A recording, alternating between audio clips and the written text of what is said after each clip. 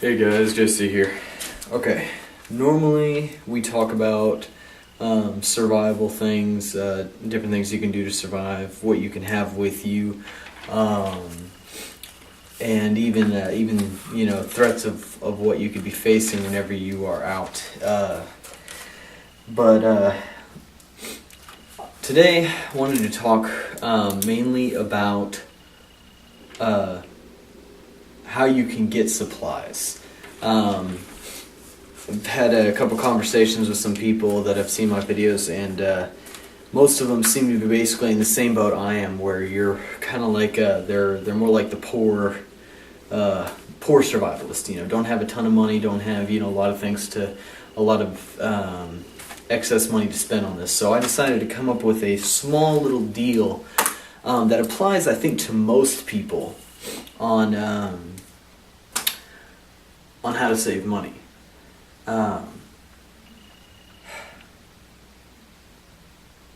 So basically what this will end up doing is this will end up being something to where you can save, and the way I have it right here, it's about $850.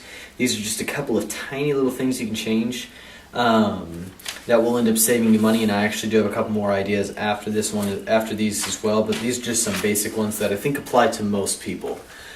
Alright, let's go ahead and start with electricity. Most people using, I should have pointed the camera up at them, just a standard light bulb, standard 60 watt light bulb, and actually give me 2 seconds here. And those are a little bit smaller. But just a standard little light bulb. A lot of people use these just standard little light bulbs, and they end up costing you. I know a lot of people do not know this because I did not know this. They run you about $7.21 a year on average to run. What do you really base that on and everything? In your own mind, if you don't really know how electricity and all that works, you sit there and think, well, maybe that's not a ton of money. And $7.21 a year, that's not too bad, but that is a piece, guys. In my home alone, we run about 30 light bulbs on average throughout a day, just a standard day, turning on lights, going into bedrooms, kitchen, living room, dining room, all that stuff. So, and then lights that we have on outside during the night. So it was about 30 light bulbs. Well, realize that at 30 light bulbs, that's basically $7.21 times 30 light bulbs. Means that I'm running some pretty high electric bills there. So I went and I looked at different light bulbs, and I found fluorescent light bulbs. They're just a standard little those swirl light bulbs you can get at Home Depot, Lowe's, things like that, for about $5, maybe $6 a 4-pack, depending on what kind you're getting. You can get different types that are like daylight, which have more like the office type look, kind of like a bright white. You can get like a soft bright, that kind of thing, where it has more like a yellowish tint to it, like what you see in standard light bulbs. And they can vary in price, but a lot of times you can get them on sale. Well, a fluorescent light bulb runs at $1.69 a year. That's a difference of $5.52. That means that in any given year, I'm saving about $165 just by switching to those light bulbs. And I have done so. And so, and it did cost me about, I got them on sale, which I've seen, usually they're on sale at least once every other month or so, from what I've seen. And it cost me right around the area of $40 to $50 to buy all the light bulbs that I needed to change all the light bulbs in our house. So it's about $40 or $50. Yes, you do have to spend that, but then you end up, before the year's over, you have now saved about $160 to $170. So that's a pretty decent savings. So let's go ahead and move on to the next thing. A lot of people have Dish or Comcast, something like that, something to where they can watch TV, record their shows, whatever. Cable, doesn't really matter. Dish was running me on average about $56 a month. That's about $675 a year. Well, I decided I was tired of paying that, and so you go to Netflix. Well, Netflix offers $9 a month It's $8 and change, comes up to about $9, which is $108, and that is a difference of $567. Now I didn't have DirecTV, I didn't have cable, I didn't have any of those. I had Dish, and that was what my running price was. If you already have Dish or one of these things, and you've got more than a year left, it's still worth it. You'll still save money by canceling Dish, because I think it's like a $200 fee. You cancel Dish, and then you get like Netflix or something like that, and you're like, well, I want to watch Netflix on my TV. I don't want to watch it on my computer. Well, that's fine. Buy Apple TV. It costs an additional $100, and then you have Netflix. So if you have to make the cancellation, let's say you've got a year left on your Dish or whatever, and if your DirecTV or whatever it is ends up being around that same price, then let's just say you get a year left. You're looking at $675. Well, if you pay $200 to cancel it, then you're losing $200 of the money you would have saved by being on Netflix, which we've already decided that you'd save $567. So by canceling Dish, you'd be down to $367 you've saved. You buy an Apple TV, which it's not an Apple TV. It is a small device that you hook up to your TV that accesses your internet and allows you to do things on your TV like you would with like in a computer, like watching Netflix and different things like that. And it has a lot of features, but it's about $100. So you're down to $267 where you've saved so far. Then you have $108 of Netflix, which will bring you down to we were at 267, so about about $160, just shy of that. So even if you bought Apple TV and switched to Netflix, you'd still save yourself about $160 versus using Dish throughout the entire year. To some people, it's worth it, but once again, I'm talking to the poor man. So that's about $567 a year if you haven't gotten onto one of those yet, and you just be smart and just go straight to Netflix. We're also going to talk about things like water bottles. If you guys are anything like me, you go through a 24-pack of water bottles a week. I don't think that's uncommon, especially for bigger families.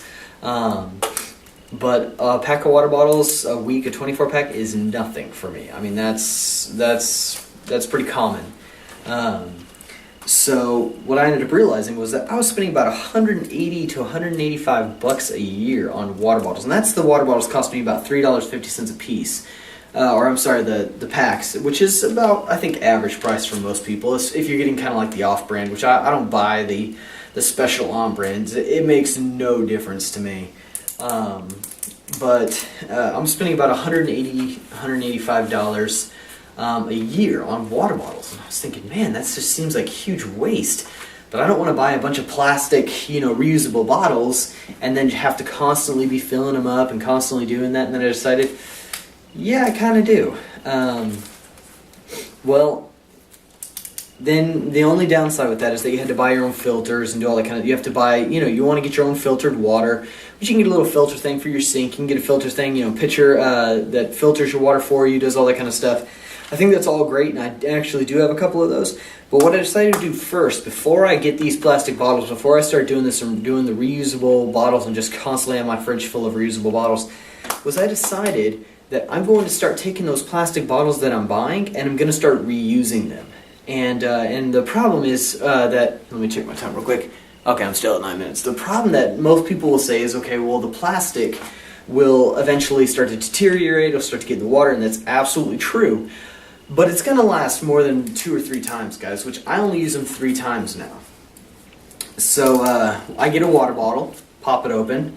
Once I finish drinking it, I stick it into the kitchen with the rest of my dishes that need to get done. Whenever I do all of my dishes, I do my water bottles with them. I don't stick them in the dishwasher. They will melt. Don't do that. I wash them by hand. Whenever I wash my pots and pans and things like that, I wash them by hand and let them drip dry. And generally I'm doing about 5 or 6 at a time. Because I usually end up doing, actually doing the whole cleaning dishes and everything every other day. So I get my water bottles going, and then what I'll end up doing is I'll take them and I'll mark the cap with just little marker, just give it a small mark, and then I'll just refill it with filtered water. And so I stick it back in my fridge, let it get cold, drink it again, rewash it again whenever I'm doing all my dishes, and then I'll give it a second mark. And then I'll fill it up again, and then whenever I end up drinking it that time, I see there's 2 marks on the cap, and I'll throw it away.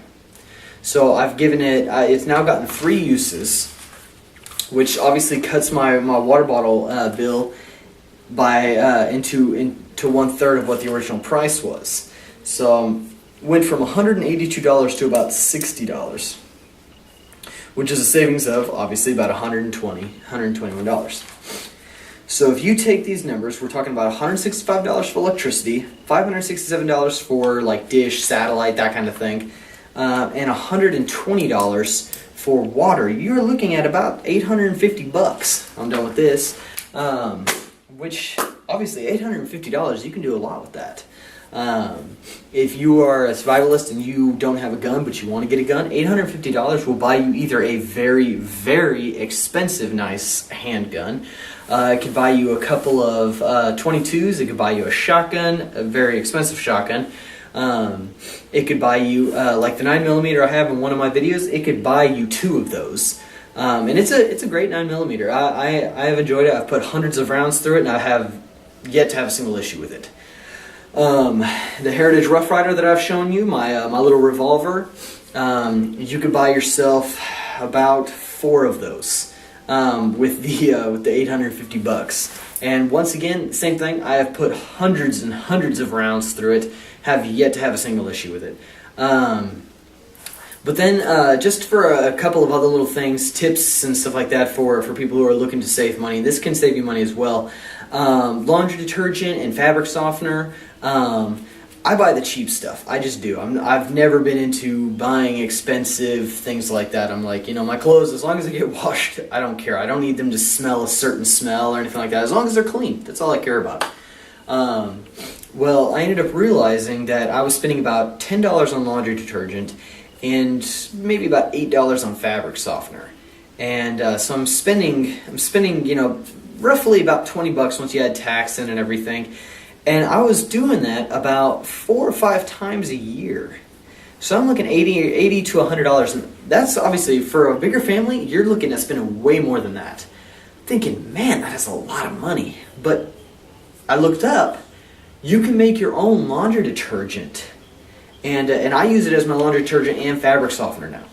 And you can make a 5-gallon bucket. And counting the cost of the 5-gallon bucket, counting the cost of the supplies and everything, and then the bar of soap you're going to need to make it, you can make a 5-gallon bucket, and the first time it costs you about $12, maybe $13. And then that 5-gallon bucket will last you a long time, and then with the exception of that bar of soap, those other supplies will last you for well over a year, closer to 2 really. So you're looking at about $12 or $13 to get all the supplies you need to start off with. Then after that, having to buy an occasional $1.50, $2 bar of soap every time you run out of a 5-gallon bucket of this stuff, which is about, if I remember, it's about 3 times the size of a standard, detergent thing. So you're getting 3 times the use of that detergent, and then whenever you need more, you buy a $1.50, $2 bar of soap. You remake this stuff, fill up that 5-gallon bucket, and you're good for another 6 to 8 months, guys. I mean, that is amazing. So if you're spending $20 every between 2 and 3 months, you're looking at about $100 a year you're spending. This is going to save you about $85 or so in a year's time, and then that's just what it's going to be like from now on. And I can see right now that my time is about 14 minutes and 20 seconds. So I'm going to have to go ahead and wrap this up. But yeah, guys, these are just a couple little tips to help you save money. If you're looking for other little things, start making your own little garden. Seeds are really cheap. It's it's something really good to learn. You always want to know how to grow your own garden if you need to. A lot of it comes from just plant a little seed, keep it in a little cup in your living or your kitchen, and then as it grows a little bit bigger, too big for the cup, just take it outside and bury it. and let it grow up into what it's going to be. But anyway, all right, guys. Well, so long. Y'all keep at it, and good luck to you guys.